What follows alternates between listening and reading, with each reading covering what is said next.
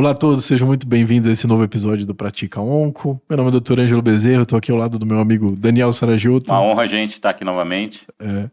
E hoje a gente está desfalcado, né? Nosso colega Marcos. O que aconteceu com ele, o Daniel? Pois é, ele parece ter. Hoje ele teve um compromisso, não pôde participar. Tem intriga da oposição falando que foi a Polícia Federal que passou aqui e levou ele. A gente aguarda, a gente vai ter. No próximo episódio a gente deve ter notícias, né? Vocês podem opinar aí no chat aí nos comentários, se vocês querem que o Marcos volte ou não. E se ele voltar, onde que ele estava. Mas ele voltará e trará novidades. Ele voltará. Bom, mas continuando aqui com o nosso compromisso de sair pelo Brasil discutindo os casos clínicos oncológicos, a gente hoje tem o prazer de receber aqui um grande amigo nosso, que é o Otávio Martucci. O Otávio é um oncologista formado pelo Hospital das Clínicas, né, Universidade de São Paulo, e atualmente ele coordena o serviço de oncologia e é diretor técnico do Instituto Rádio em Campinas. Então nós vamos lá para o interior de São Paulo. Pois é, pegamos a Anhanguera, o Bandeirantes, chegamos lá. E aí, Otávio? Otávio, seja bem-vindo. Obrigado pelo aceite de estar aqui com a gente hoje, meu amigo. Seja muito bem-vindo, viu? Imagina, eu que agradeço, meus amigos. Obrigado, Daniel. Obrigado, Ângelo. Espero que o Marcos tenha condições de receber o meu abraço também, se ele voltar. Receberá, tá, sem dúvida. Obrigado pela super oportunidade de participar. Eu trouxe, então, amigos, um caso de um paciente de 64 anos, um homem, procedente aqui de Campinas, sem comorbidades relevantes, um tabagismo leve no passado, inclusive já tinha cessado há 30 anos, e trazia o antecedente de um carcinoma urotelial da bexiga, uma doença de baixo grau, não músculo invasiva, porém multifocal, que foi tratado com RTU, ótima, seguido de onco-BCG no esquema habitual, indução e manutenção por 1 ano. Tá? Isso encerrado em 2022. Ele vinha em segmento clínico regular, com seu urologista, sem sinais de recidiva, pelos controles convencionais, aquele paciente que fazia regularmente a cistoscopia, vinha fazendo um controle ecográfico bem feito. 2 anos depois de encerrado esse tratamento para o carcinoma urotelial da bexiga, esse paciente passou a apresentar hematúria macroscópica e dor lombar à esquerda. Tá? Inicialmente foi tratado como ureterolitise, porém a persistência desses sintomas levaram a maiores investigações. Nós já estamos em abril de 2024, esse paciente fez uma cistoscopia normal, um ultrassom de vias urinárias e questionava um conteúdo isoecóico na altura da pelve renal à esquerda, tá? Uma discreta hidronefrose desse lado. A seguir, ele foi para uma urotomografia que evidenciava uma lesão sólida, irregular, infiltrativa no rim esquerdo, medindo 5 centímetros no maior eixo. Fazia também referência a uma possível linfonodomegalia hilar e paraórtica, tá?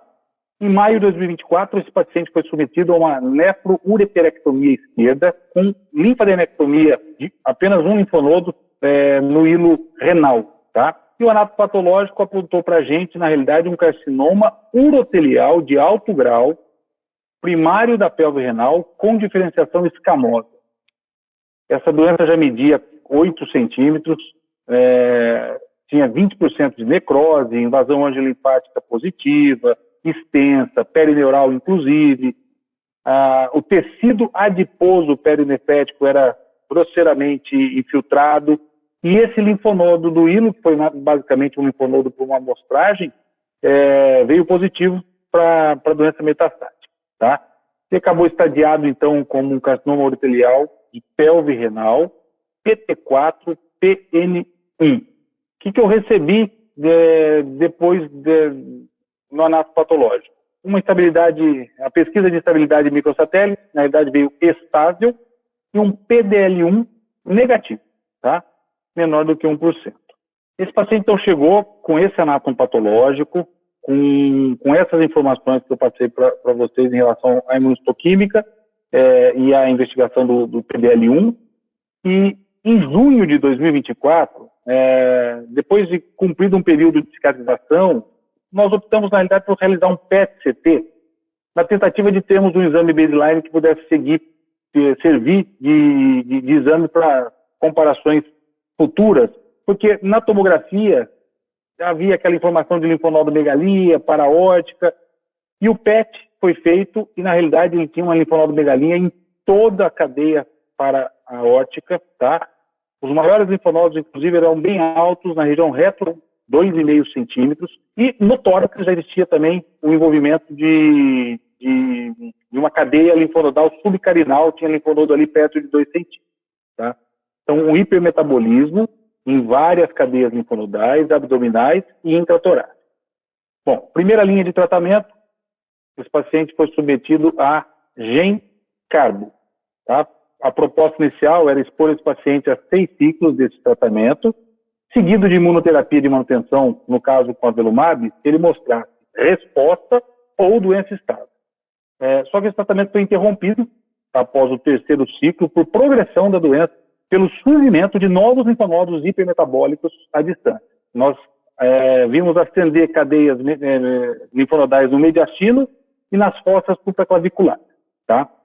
Bom, segunda linha de tratamento, esse paciente foi para imunoterapia com pembrolizumab, que é o cenário, né, para doença metastática, uma segunda linha após falha platina. O tratamento foi de novo interrompido depois de 3 por nova progressão de doença linfonodal. Aumento do tamanho e do metabolismo dos linfonodos que nós já conhecíamos e o surgimento de uma linfonodomegalia axilar esquerda, quase 3 centímetros, com um metabolismo bem elevado. Tá? Antes até de iniciar uma terceira linha, considerando que era um paciente de uma doença exclusivamente linfonodal, que não vinha bem, né, não vinha respondendo bem ao tratamento, nós decidimos por uma biópsia linfonodal, né, escolhemos esse linfonodo da axila, pela possibilidade de uma outra neoplasia, de repente uma doença linfoproliferativa, ou até outra etiologia, uma sarcoidose, e a gente estava superdimensionando esses achados, além de aguardar um painel NGS de análise de DNA e RNA, que havia sido solicitado por mim ao iniciarmos a segunda linha. E vocês sabem que esses painéis demoram até 40 dias, dependendo do tempo que se leva para essa avaliação. E vamos levar em consideração que nós estamos aqui em Campinas, eu tenho que pedir esse exame é levado até São Paulo, então também tem esse delay entre a minha solicitação e o resultado final. Tá? O racional, na verdade, no momento que foi solicitado esse NGS, amigos, era a pesquisa de alguma mutação, por exemplo, FGFR ou fusão, próprio FGFR 2, 3, que permitisse um tratamento com terapia-alvo. Tá? Bom, resultado desse NGS com mutação do RER2, ok? O comentário que eu fiz para o paciente é o seguinte: atirei no rato e acertei o gato, porque no final das contas eu procurava um alvo, né, conhecido, com a possibilidade de caminhar para uma terceira linha, por exemplo, com um antitinib, se viesse, por exemplo, mutação ou fusão da FGFR, isso não aconteceu, e me deparo com essa mutação no RER2. E aí recebi a biópsia do linfonodo axilar esquerdo, que de fato confirmava que aquele linfonodo era metástase do carcinoma urotelial. Tá? Bom, já estávamos em novembro de 24, justamente quando foi atualizada a bula do trastuzumab deruxtecan no Brasil, com a inclusão da indicação de tratamento para tumores sólidos metastáticos com hiperexpressão do HER2 por imunohistoquímica. Ou seja, a indicação agnóstica, né, dessa molécula. Como não se sabia, né, como não tinha ideia se a fonte pagadora liberaria ou não esse NGS, eu acabei pedindo para o patologista correr uma imunohistoquímica, mas antes mesmo desse resultado da imunohistoquímica, que acabou vindo positiva, o convênio liberou o tratamento e nós começamos em dezembro de 24 o TDXD na terceira linha paliativa, ok? E após 3 ciclos, esse paciente teve uma resposta completa. Esse exame está recém-realizado, o Daniel recebeu em primeira mão o laudo oficial do exame, muito bem tolerado, tá? Sem complicações, especialmente pneumonite, tá? Não teve. Esse paciente, diga-se de passagem, acabou tendo que fazer, como recomendação de bula, a gente já tem em mão, né, do TDXD, por exemplo, em câncer de mama, uma tomografia de tórax lá pela 5ª, 6ª semana de tratamento, para a gente vigiar a presença de pneumonite, e já não havia referência à linfonodomegalia, tá? Ainda assim, né, optei por realizar o mesmo exame de controle de resposta com PET para documentar isso de forma muito mais objetiva. Então, esse paciente, depois de 3 ciclos, agora já foi liberado o 4º ciclo, ele está com resposta completa, tratamento muito bem tolerado, uma alopecia discreta, náusea controlada, tá? Foi uma náusea, especialmente no primeiro ciclo, um pouco mais importante, e depois a gente otimizou um esquema em casa para controlar melhor esse evento adverso. Esse paciente deve seguir esse tratamento, então, por um tempo indeterminado, né, até a progressão ou toxicidade que lhe proíba continuar o TDXD. Otávio, que caso, hein? Rapaz, que beleza, então, né? Muito bom. Eu acho que esse é um exemplo hoje, né, Daniel e Otávio, do que é oncologia de precisão, né? Então, realmente chegou aí para todos nós, né? Hoje a gente vai ter esses tratamentos não mais baseado no sítio, mas o que a gente encontra de mutação, enfim, né? Daniel, você quer começar? Boa. Bom, Otávio, primeiro, em relação a, na verdade, uma pergunta dupla. Primeiro, você se baseou em qual evidência, né, desse trabalho, e depois você explicou um pouquinho, você conseguiu a aprovação da fonte pagadora, mas como que é a recomendação, o que a fonte pagadora exige para a liberação dessa medicação, né, em casos como esse? Perfeito, amigo. Daniel, Ângelo, o TDXD, na realidade, recebeu a aprovação da Anvisa, né, para o uso agnóstico em tumores sólidos, HER2 positivos e ressecáveis ou metastáticos. Essa aprovação, na verdade, se baseou nos resultados de 3 estudos, né, que juntos compilaram 192 pacientes, que são o Destiny Pan-Tumor 2, o Destiny Lang 1 e o Destiny CRC2, tá? Esses estudos, na verdade, avaliaram a segurança, a eficácia e a segurança do TDXD nesses 192 pacientes adultos previamente tratados com tumores sólidos HER2 positivos, abrangendo diferentes tipos de câncer, ou seja, o estilo basket trial, ok? Esse caso, especificamente, ele estava na cor do pan-tumor, né? O paciente com carcinoma urotelial acabou entrando nesse segmento do Destiny, né? E o Destiny Pan-Tumor na realidade, um estudo de fase 2, ele é multicêntrico, não randomizado, aberto, para avaliar a eficácia e a segurança do TDXD para o tratamento de tumores sólidos que hiperexpressam o HER2, né? Então, esses pacientes, na realidade, depois foram divididos em alguns subtipos mais comuns, por exemplo, câncer de colo de útero, câncer de endométrio, câncer de ovário, câncer de bexiga, né, o urotélio, está nessa vias biliares e por aí vai. O Pan-Tumor 2, o Destiny Pan-Tumor 2, na realidade, conseguiu recrutar 40 pacientes.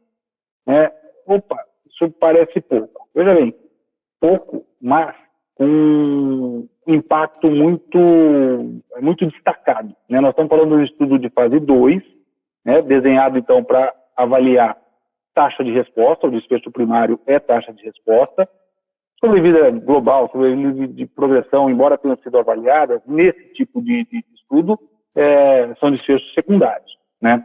E o que chamou a atenção, meus amigos, a incrível taxa de resposta, ao redor de 60%, se a gente pegar todos os tumores que estavam neste estudo. Levando em consideração, por exemplo, que os tumores ginecológicos responderam muito bem, com taxas de resposta acima de 60%, teve até 70 e tantos por cento para tumor acho que de endométrio, tá? Se a gente for na corte que avaliou os pacientes com carcinoma de bexiga, a taxa de resposta foi acima de 50%. Nós estamos falando, então, numa taxa de resposta absolutamente exuberante, duradoura, tá? Esses pacientes respondiam e sustentavam suas respostas em situações que a gente já não tinha outras estratégias. Esse estudo, na realidade, recrutou pacientes que estavam na segunda linha ou mais, né? Em casos que que os pacientes poderiam ter recebido uma terapia prévia, uma terapia-alvo anti-HER2, eles poderiam também entrar. Não era esse caso, a gente não usa, né, a terapia anti-RE2 no urotélio. Insisto que se a gente pegar então esse grupo, essa corte toda, taxa de resposta de 60 e tantos % foi suficiente para a maior parte das agências reguladoras considerarem que sim, nós temos uma opção para pacientes que hiperexpressam RE2 na imunistoquímica, tá bom? Ou seja, a avaliação é uma avaliação simples. No entanto, vale lembrar que é um padrão diferente do padrão mama, né? É o padrão que se chama padrão gástrico.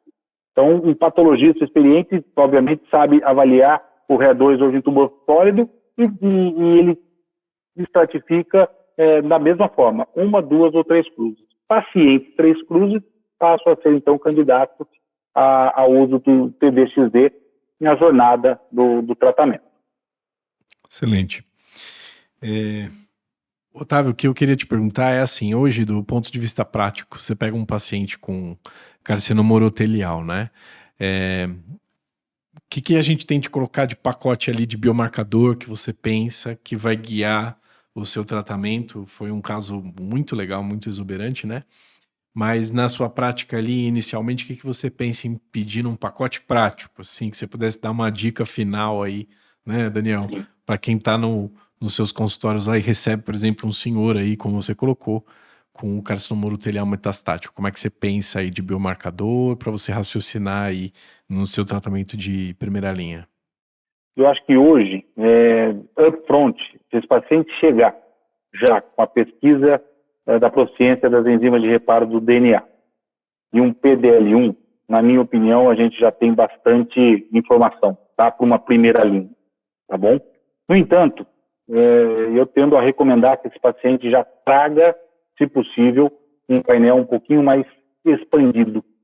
Eu acho que se a gente já tiver na mão as informações em relação ao NGS, né, pensando justamente no sequenciamento e naquilo que nós estamos trabalhando aqui, a dificuldade que a gente tem naquele momento de mudar de linha de tratamento, a ansiedade que isso envolve, a dificuldade que nós vamos ter com o trâmite todo.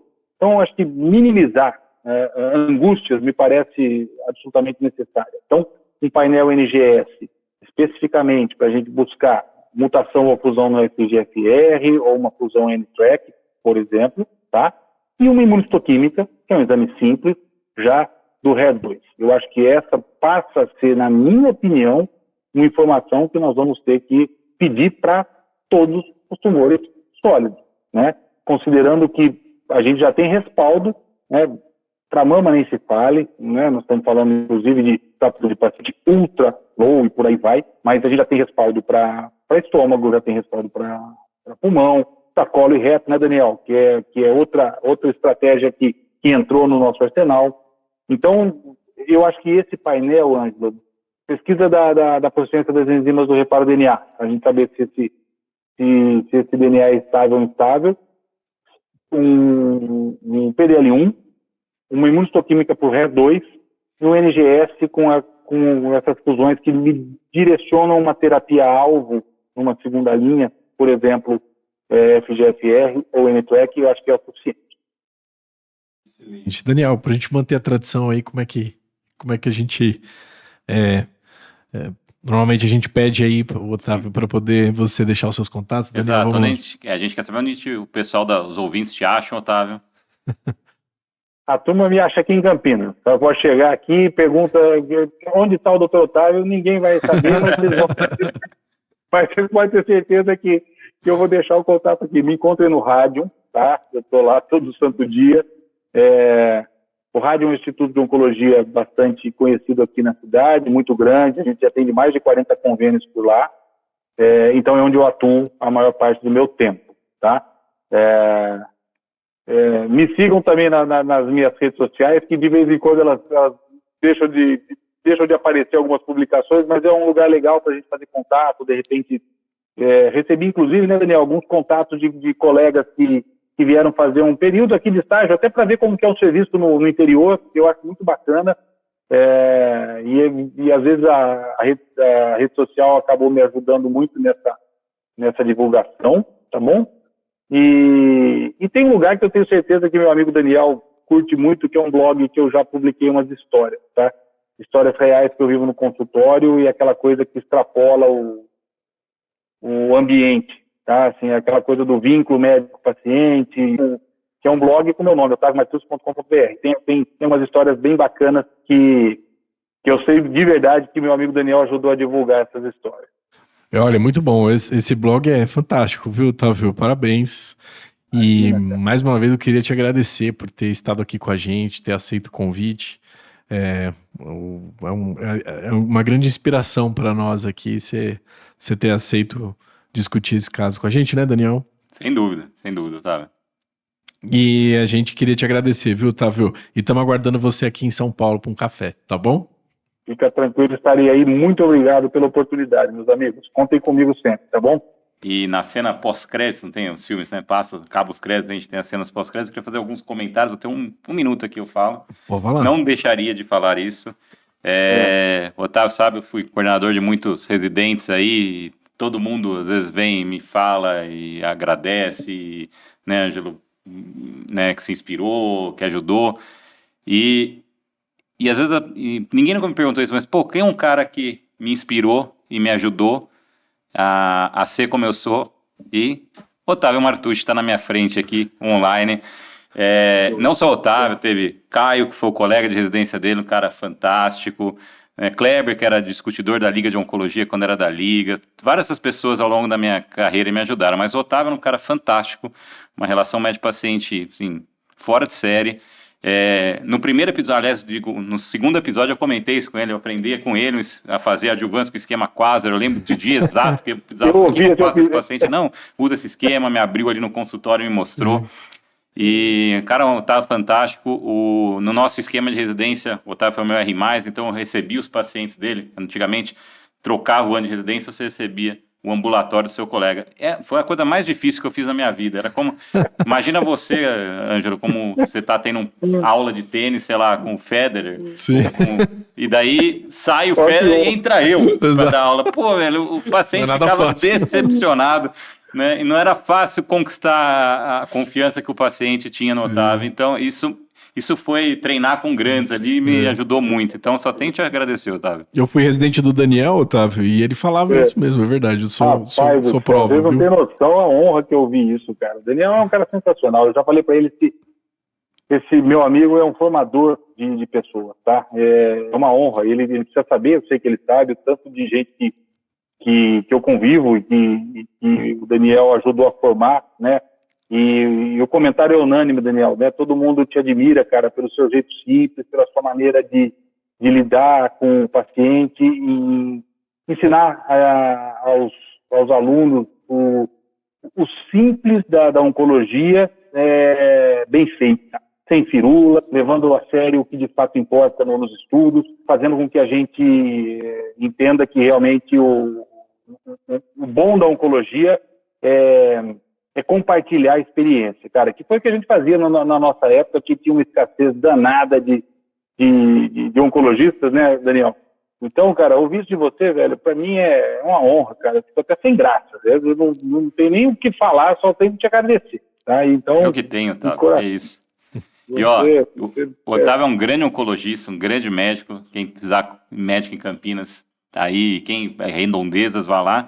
Mas eu quero falar que ele escreve muito bem, o blog que ele comentou aqui vale muito a pena, são histórias de pacientes.